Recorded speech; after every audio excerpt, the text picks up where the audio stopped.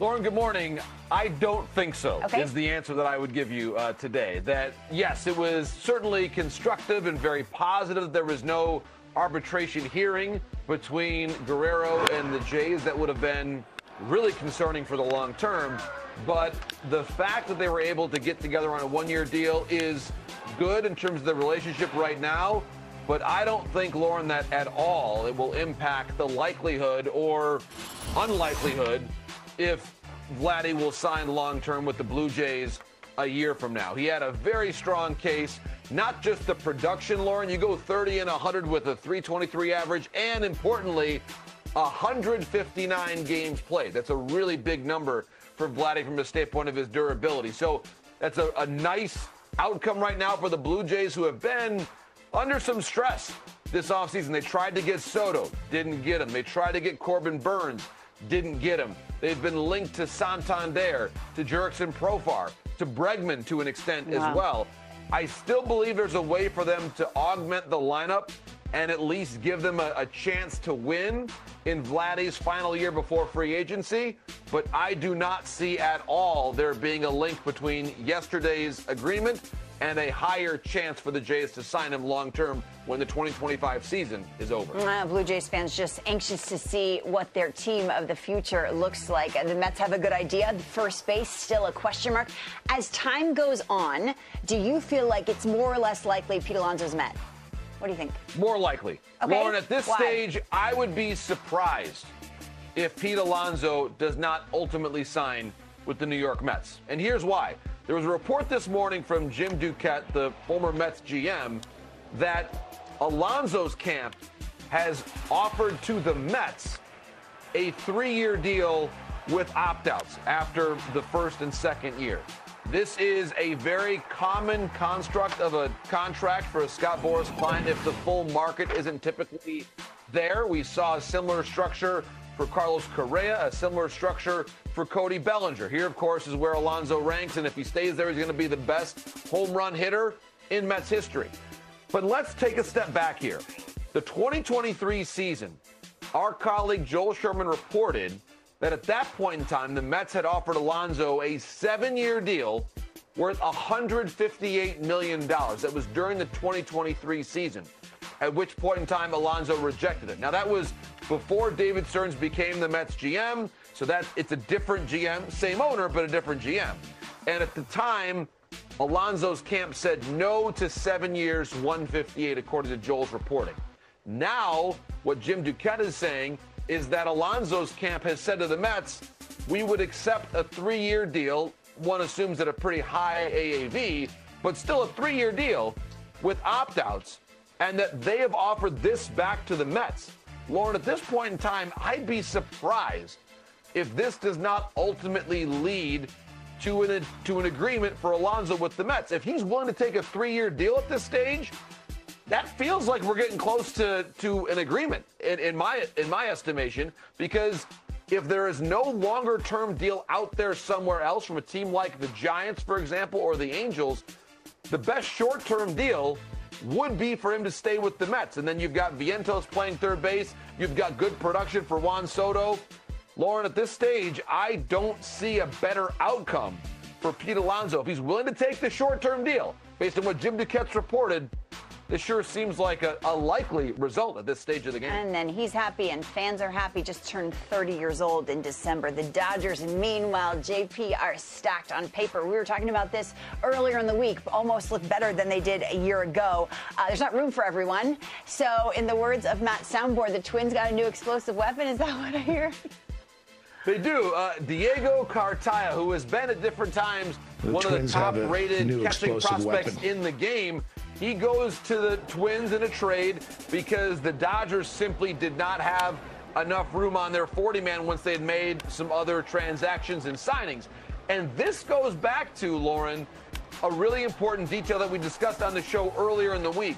One of the reasons why Clayton Kershaw rejected that player option is that frees up a 40-man roster spot, which based on this, you see they had to already sacrifice a young player in Cartaya whom they liked. So they had to DFA him to be able to clear the room to bring in Hesong Kim, which they have done.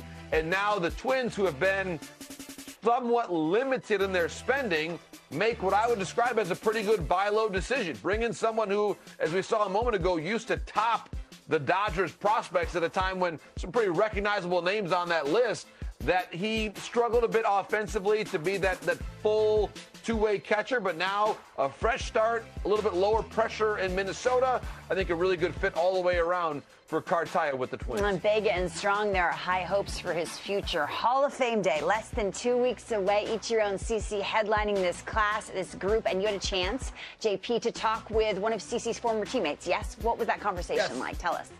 David Riskey was actually a teammate of CC's in Cleveland all the way back to the minor leagues, then in the early time of CC's career in the major leagues. And then they were reunited with the Milwaukee Brewers in 2008. So David was saying how thrilled he was to see his close friend CC Sabathia coming back with him to Milwaukee in 2008. And the key thing about that season, Lauren, was how often down the stretch CC took the ball on short rest to give his team the best chance to make the playoffs, even though from a health standpoint, that's a difficult risk right before a life-changing free agency that eventually landed him with the New York Yankees. So let's listen to how David Riskey described CC down the stretch, those 3 starts on short rest. He had a .83 ERA in those 3 starts. Listen now to CC's teammate, David Riskey. I remember them having conversations with Mike Maddox and the coaches and stuff, and like, hey, can you go on 3 days? You couldn't even ask CC. You couldn't even ask him the question. It was a no doubt he's taking the ball and no one's getting in his way. And if someone tried to come out and take him out, you ain't taking the ball out of his hand either. He's going to finish the game. He just wanted to win, and he was such a great teammate that it didn't matter. Like, that was his biggest free agent year coming up, right after 2008. And he had so much money out on the table, and he was just like, nope, I'm doing this for my team, and I want to get this team to the playoffs. When he became a free agent at that point, David, and knowing him and the competitor that he is, I know a lot of people were saying, well, maybe he would want to go pitch close to home in California. Of course, he ends up signing with the biggest place you can sign, which is the Yankees. What do you remember following that news? I'm sure you were talking to him a little bit during that time, but as he made that decision, what was that experience like as you watched him choose the Yankees? I was actually a little shocked, too, because I thought for sure he was going to the Dodgers. I thought he wanted to go back to California and play, and I'm sure he did. And then when the Yankees came along, I felt like not only, obviously, the money, we all like the money, the bigger contracts, but I felt like he loves pressure. And everyone keeps saying, oh, it's too much pressure in New York, the New York this, New York that. That was one of the biggest things he wanted to go attack, is that pressure and win there. And in year 1, Lauren, CC helped the New York Yankees win the World Series. But I go back to what he did there following the trade from Cleveland to Milwaukee. Look at those numbers, Lauren. This is number 1 whenever any GM makes a deal at the deadline for a starting pitcher. You hope that he can do what CC did for the Brewers back in 2008. And a couple things there. You saw behind David, whose jersey does he have signed on his wall? CC Sabathia. That just tells you how beloved of a teammate CC was everywhere that he went, and why you still have teammates like David Riskey talking about him all these years later. And Lauren, we talk so much at the Hall of Fame time about the criteria that we as voters use. I've always said this: the character clause has at different times been a reason to keep people out of the Hall of Fame. With CC, it's all the more reason to bring him into the Hall of Fame, because we're talking about one of the most beloved teammates that any of us have ever covered, and all that he represents in the game, what he's done since retirement. He's one of the most trusted voices in the game right now. We should use the character clause for good. One of the reasons why I checked the box for CC on my ballot, and one of the reasons why I believe in about 10 days' time we'll be hearing his name there as the new Hall of Famer in Cooperstown. One of the many reasons you checked the ballot for his name. Complete coverage of the Hall of Fame. It's right here on MLB Network. JP, thank you so much. Have a wonderful weekend. Maddie, Harold. Hey, good stuff. Before JP goes, though, speaking of risky, risky is JP continuing to cultivate this, soldier of fortune look, like he's a gun for hire in the Swiss Alps. It's probably not long for this world, if we're being honest. Really? So yesterday I felt like this. Here's the deal. In Michigan right now it's about 20 degrees. It's an adaptation of life. And so I was on the pond yesterday skating. It was awesome. It was a necessity to help sustain my well-being outdoors, but it's probably not going to be a long-term solution. I like it. Leave him alone. Well, there were people wondering about it, including Al Leiter as the voice of the crystal ball not too long ago. Do we have that? Like, that was... no? We got that? The Shredders list is in full force. Top 10 players list shows are at 8 Eastern on MLB Network. We've gone through a lot of them, and there's still some really compelling lists to reveal, starting with the starting pitchers show on January 14th. You can read about future installments of the series. Top 10 players right now, right here on MLB Network. And, you know, the Shredder has been at the center of this thing for years now, and Brian Kenny, as the reluctant face of the Shredder, hosts these shows. So I think this is the actual Shredder right here. It exists in Brian Kenny's living room, one of his living rooms. There it is, I mean, right out of the Doomsday episode of the Bionic Woman. No doubt. Very, very 1970s. We make them be stronger than ever. Here's the most recent of the lists that we went through, and we talked about the catcher field yesterday. William Contreras, the top catcher in the land. The most recent. Even though he's playing first base in 2025. This is compiled via data from the last 3 seasons, and that's why every once in a while you'll have a guy that appears to be out of position. So that's what the Shredders catcher list looks like. Any thoughts, or should we move on? I think. I mean, Adley's number 2, despite a really down 2024. The second half didn't. Hard to have a problem with that. I think.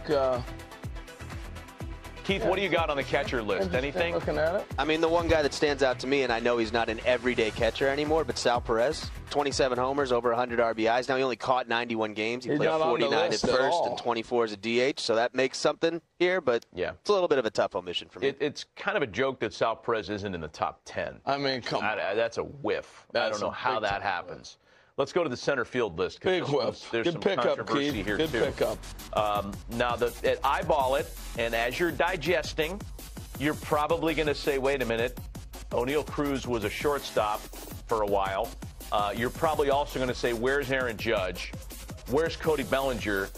And the Shredders information and our research department didn't really put them in here because they're going to play corner outfield spots this year. Well, and Julio has to make a big-time turnaround if he's going to be considered number 1. I got a problem with that one. And I got a problem with Dalton Varsho being number 7. I know you're probably going to push back on this. No, I'm not. Dalton Varsho is the best defensive center fielder in baseball. Come on. No, he's not. He is. Who's better? Put that list back up Put it back up there. Byron Buxton's better. Byron Buxton is on the field for a third of the season. Michael Harris is better. Merrill's not better than Brandon Marsh is better. No, he's not. They are. Nope. I will gently push back on that. I'm sorry, but that's just the facts. Put your eyes on Dalton Varsho for a series. Dalton Varsho is a super utility guy. He's making diving catches on balls other guys are catching. Being penalized because the perception of his ability is that he's a utility guy. Come on. He's a great center fielder. See, this is like the Hall of Fame. You argue something and they say you don't like the guy.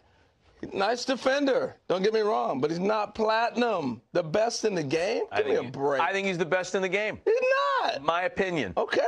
My opinion is not. Okay, fair. The algorithms. Keith, what do you got? I'm with you guys. I mean, Harold, I'm with you on Buxton, great player, but I can't justify putting Buxton over Trout if we have to assume health for both players. They both but had I'm saying such a hard time. defensively. Oh, sure. We're just talking defense. I'm not saying on the board or anything like that. For me, the thing on the center field list, guys, was I had Julio and Jackson Merrill at the top, and then I had to go Trout 3, even though we know he hasn't been himself recently. If we're talking the list, but we were talking about defensively. Sure. Matt said Varshall's the best defensive center fielder in baseball. I said, no, he's not. For me.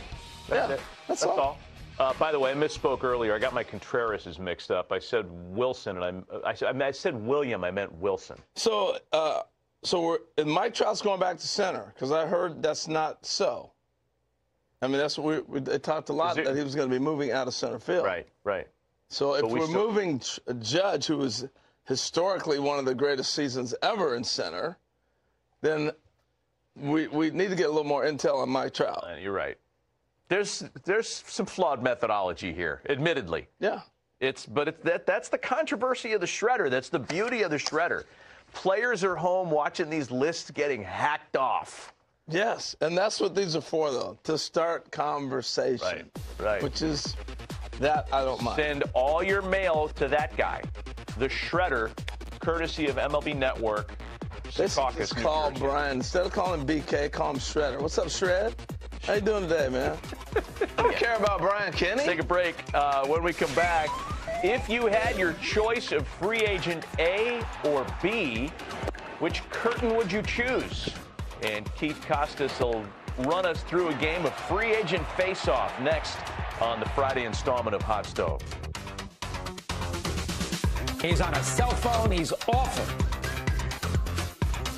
大谷翔平選手がこの数年間で築き上げたキャリアは単なる野球選手の枠を超えたスポーツの奇跡と言えるものです。彼が成し遂げてきた数々の偉業ピッチャーとしての圧倒的な支配力とバッターとしての驚異的な打撃成績は私たちになども不可能を可能にするというテーマを思い起こさせます。今シーズンの彼の挑戦、特に3年連続 MVP を目指す姿勢はこれまで以上に注目されています。アメリカのデータサイトが早くも予想している一騎打ちの構図、この予測だけでもシーズンの行方を楽しみにするファンたちの期待感を大いに高めています。しかし、大谷選手の魅力はそれだけではありません。彼の持つ冷静さ、努力を惜しまない姿勢、そしてピッチングとバッティングを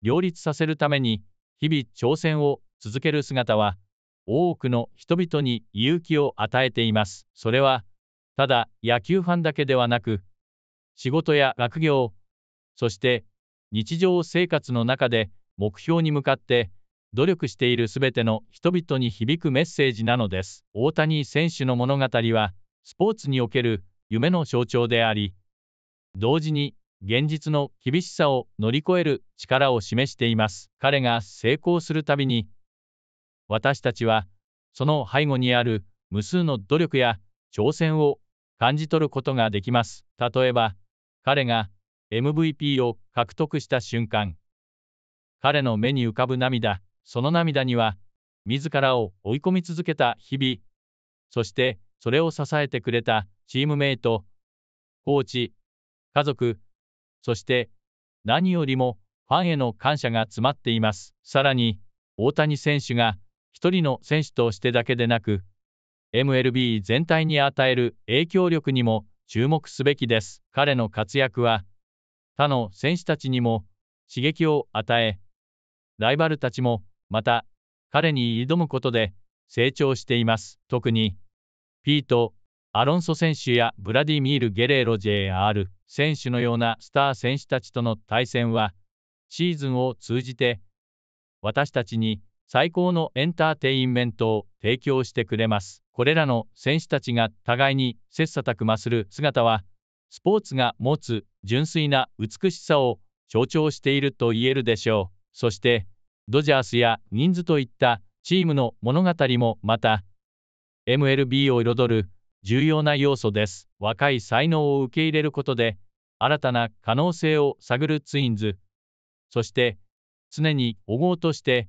君臨し続けるドジャース、これらのチームがどのように戦略を練り、シーズンを乗り越えていくのかも大きな見どころです。彼らの挑戦もまた、ファンに感動と興奮を届ける重要なピースとなっています。さらに、大谷選手のプレーは、単にスーパースターの活躍を超えています。彼の持つ人間性や誠実さも多くのファンに愛されています。彼が試合後にチームメイトや相手選手に見せる思いやりのある態度、ファンへの心からの感謝の言葉、これらすべてが彼を特別な存在にしています。大谷選手は結果を出すだけではなく、人々の心を動かす存在であるという点で、他の選手とは一線を画しています。さて、ここで私たち視聴者の役割を忘れてはいけません。彼の活躍を支える一人として、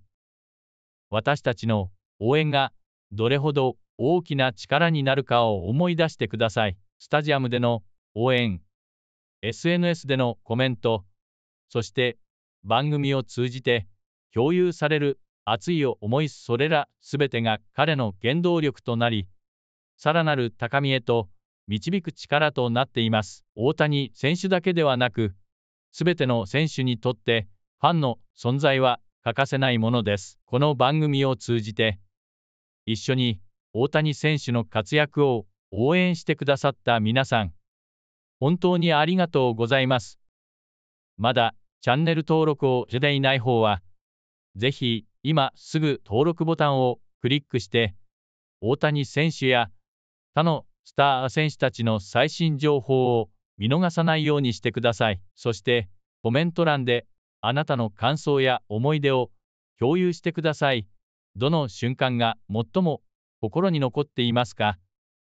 や、これから期待している展開は何ですか？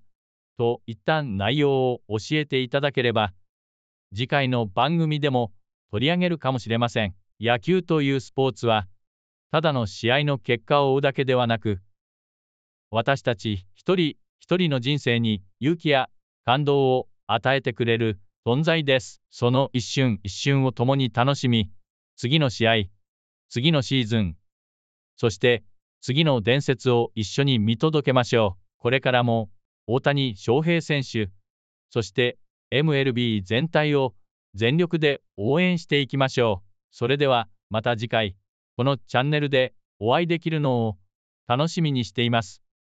野球の未来を、そしてその中で生まれる無限のドラマを一緒に作り上げましょう。